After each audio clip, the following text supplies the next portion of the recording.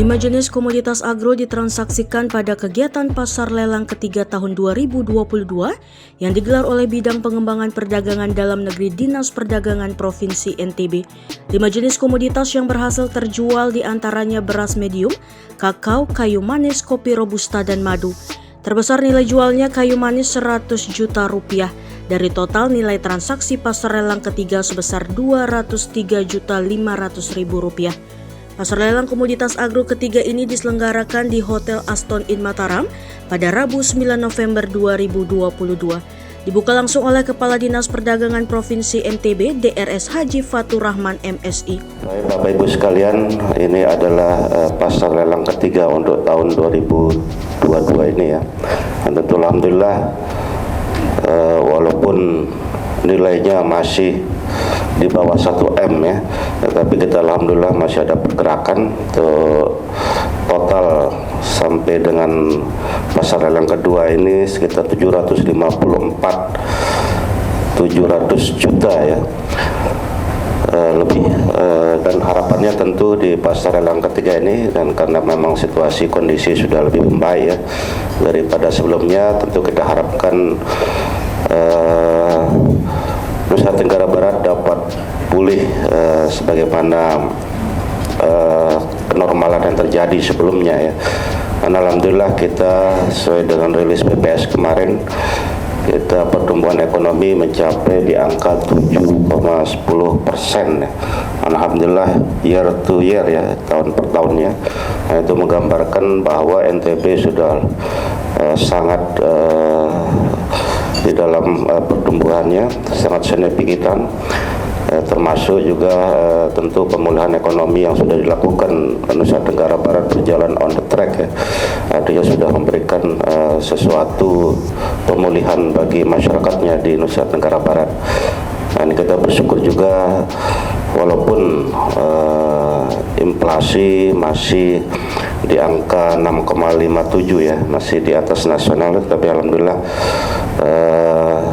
situasi sampai dengan hari ini pantauan kami di hampir seluruh kabupaten kota ya berkaitan dengan 10-12 bahan pokok strategis yang ada di Nusa Tenggara Barat ini cukup konstan ya, tidak menunjukkan kenaikan yang signifikan, termasuk juga ketersediaannya cukup ya.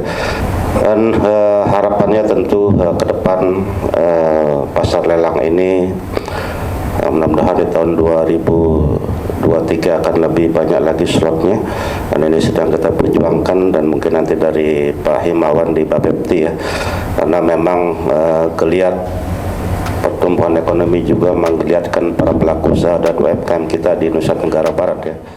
Himawan Purwadi, analis kebijakan ahli media Bapepti, menyatakan sangat memaklumi jika transaksi pasar lelang di NTB minim. Persoalannya pertama karena jumlah pelaksanaannya sangat kurang dibanding tahun-tahun sebelumnya. Kedua, ekonomi global sedang tidak baik-baik saja. Ini adalah lelang ketiga atau lelang terakhir untuk tahun 2022 ini. Kalau kita bandingkan dengan data yang ada di Bapepti, khususnya data transaksi pelaksanaan lelang,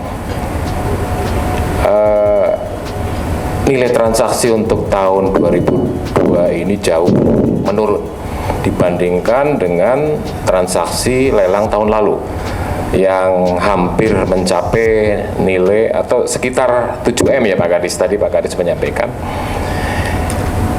Dan kali ini bahkan mungkin masih di bawah 1M. Tapi kami menyadari kenapa hasil transaksi ini turun. Salah satunya pertama adalah karena memang dana dekon untuk Nusa Tenggara Barat tahun ini jauh berkurang dibanding tahun yang lalu, sehingga pelaksanaan lelang yang tahun lalu bisa mencapai 5 kali, tahun ini hanya sampai 3 kali, sehingga ini berpengaruh terhadap aktivitas pelaksanaan lelang, aktivitas transaksi.